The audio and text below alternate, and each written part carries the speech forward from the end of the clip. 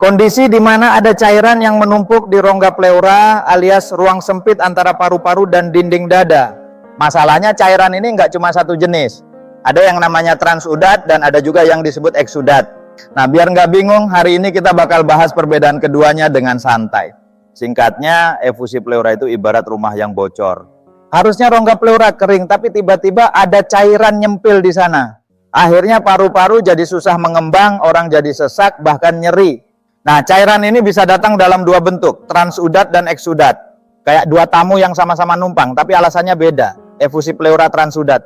Ini biasanya muncul karena ada ketidakseimbangan tekanan cairan dalam tubuh. Misalnya pada orang dengan gagal jantung, si cairan ini malah bocor ke rongga pleura. Ciri-cirinya cairannya bening, encer, dan kadar proteinnya rendah. Efusi pleura eksudat. Nah, yang ini biasanya lebih ribet. Eksudat muncul karena ada peradangan atau kerusakan pembuluh darah. Contohnya pada infeksi paru-paru, TBC atau kanker. Cairannya lebih keruh, kental, dan kadar proteinnya tinggi. Kalau transudat itu kayak air mineral, eksudat lebih kayak sup kental, banyak isinya. Makanya eksudat sering bikin pasien lebih bermasalah, batuk, sesak, bahkan nyeri dada yang parah. Terus gimana cara dokter bedain cairan transudat dan eksudat? Nah, biasanya lewat analisis cairan yang diambil dengan prosedur torakosentesis. Mereka cek kadar protein, LDH, dan beberapa parameter lain. Dari situ bisa kelihatan apakah cairan itu transudat atau eksudat. Buat pasien, perbedaan ini penting banget. Karena kalau transudat biasanya penanganannya fokus ke penyakit dasar kayak gagal jantung. Tapi kalau eksudat harus cari tahu infeksinya, bahkan kemungkinan ada tumor. Jadi teman-teman, intinya, transudat cairan encer karena gangguan tekanan cairan tubuh. Eksudat cairan kental karena peradangan atau infeksi.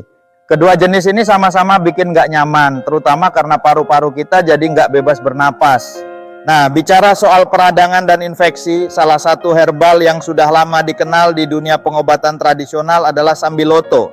Tanaman ini punya senyawa aktif yang bekerja sebagai antiinflamasi dan antibakteri alami. Sekarang manfaat sambiloto sudah dikemas secara modern dalam produk herbal bernama Verdila Bharata.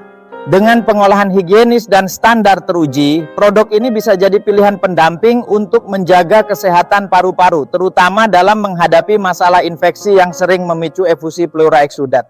Karena ingat, napas lega itu anugerah dan menjaga paru-paru tetap sehat adalah investasi terbaik buat hidup kita. Semoga penjelasan tentang transudat dan eksudat ini bikin teman-teman lebih paham soal efusi pleura.